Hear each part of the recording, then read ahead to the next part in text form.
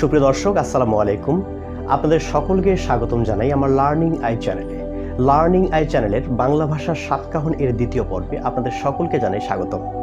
এই পর্বে আলোচনা করবার কথা ছিল বাংলা ভাষার ইতিবৃত্ত এবং আদ্যপান্ত সম্পর্কিত। তো ভিউয়ার্স, দেরি না করে চলুন মূল আলোচনায় চলে যাই।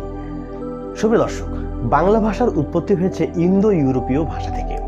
আর এই ইন্দো ইউরোপীয় ভাষার দুটো রূপ হচ্ছে কেতম এবং শতম, যেটি কিনা যীশু খ্রিস্টের জন্মের 3500 বছর আগের কথা, অর্থাৎ 3500 খ্রিস্টপূর্বাব্দের কথা। তবে কি কেতম থেকে সরাসরি বা শতম থেকে সরাসরি বাংলা ভাষা আসলো? সুপ্রিয় দর্শক, কেতম থেকে আসুক কিংবা শতম থেকে আসুক, এগুলো থেকে বাংলা ভাষা সরাসরি আসেনি। আসতে হয়েছে অনেকখানি পথ, অর্থাৎ অনেকখানি পথ ধাপে ধাপে পাড়ি দিয়ে তবেই কিনা শতম থেকে এসেছে বাংলা ভাষা। শতম 3500 খ্রিস্টপূর্বাব্দের কথা। শতমের আরেকটি রূপ হচ্ছে আর্য। আর্য ভাষা থেকেই মূলত বাংলা ভাষার উৎপত্তি হয়েছে। তবে শতম থেকে আর্য ভাষার রূপ নিয়েছে খ্রিস্টপূর্ব 2500 বছর আগে, অর্থাৎ 2500 খ্রিস্টপূর্বাব্দে। সুপ্রিয় দর্শক, আর্য ভাষা থেকেই কি তবে সরাসরি বাংলা ভাষা এসেছে? একেবারেই নয়। আর্য ভাষা থেকে এসেছে ভারতীয় ভাষা, সেটিও প্রায় 2000 খ্রিস্টপূর্বাব্দের কথা। আর ভারতীয় ভাষা থেকে এসেছে ভারতীয় প্রাচীন আর্য ভাষা। তো প্রাচীন ভারতীয় আর্য ভাষার আরেকটি রূপ হচ্ছে প্রাচীন ভারতীয় কথ্য আর্য ভাষা, যেটিও প্রায় 800 থেকে 1000 খ্রিস্টপূর্বাব্দের কথা।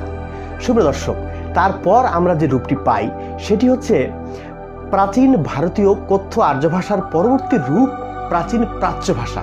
সুপ্রিয় দর্শক, আমাদের বেশিরভাগ ভাষাবিজ্ঞানী, বেশিরভাগ কবি, সাহিত্যিক, লেখক, ঔপন্যাসিক, বিশেষত যারা বাংলা ভাষা নিয়ে গবেষণা করতে ভালোবাসেন, গবেষণা করেন এবং যাদের গবেষণার ফলাফল আমরা মানতে বাধ্য হই, যেহেতু এত বছর আগে না তো আমাদের কোনো চিহ্ন ছিল, না তো কোনো পূর্বপুরুষ এখন আছে অবশিষ্ট।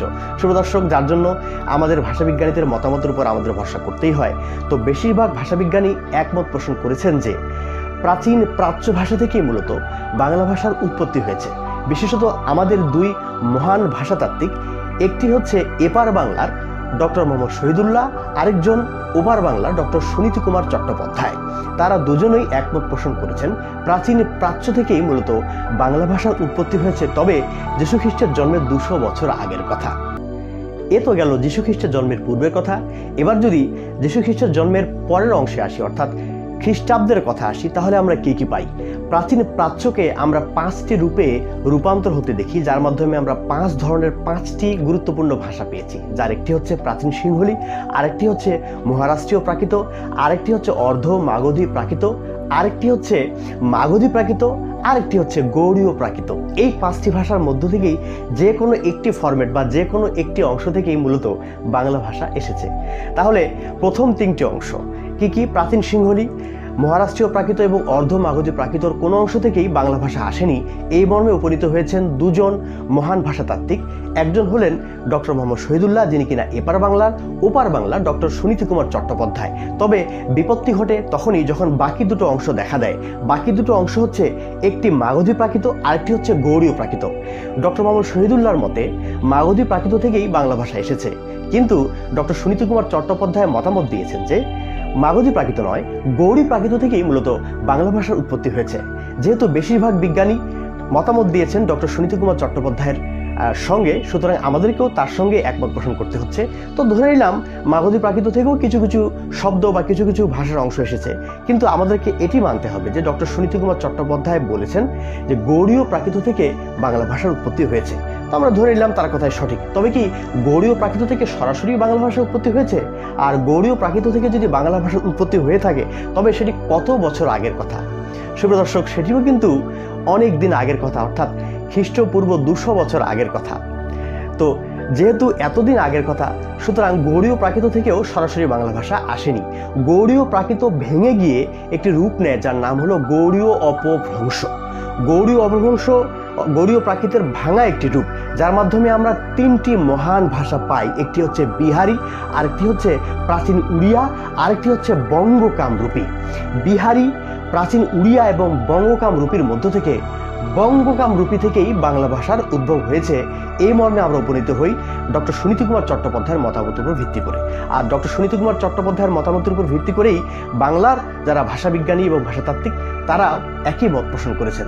তাহলে আমরা মেনে নিলাম যে গৌড়ীয় অপভ্রংশের একটি অংশ বঙ্গকামরূপী, যা থেকেই মূলত বাংলা ভাষার উৎপত্তি হয়েছে।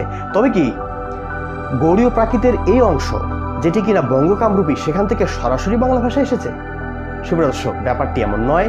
বঙ্গকামরূপী থেকে সরাসরি বাংলা ভাষা আসেনি, বঙ্গকামরূপী আরও অনেক মডিফাইড হয়ে এসেছেন। এই বঙ্গকামরূপী ভাষার মধ্যে অনেক ঔপনিবেশিকদের ভাষা, অনেক দেশের অনেক ভাষা, একেবারে বলতে হবে আরবি, ফার্সি, গুজরাটি, তামিল, তেলেগু, ফ্রান্স যেটাকে বলা হয় ফরাসি ভাষা এবং ফার্সি ভাষা, সব কিছু একসঙ্গে মিলে একটি চমৎকার রূপরেখা তৈরি হয়, যা দিয়ে আমরা দুটো ভাষা পাই।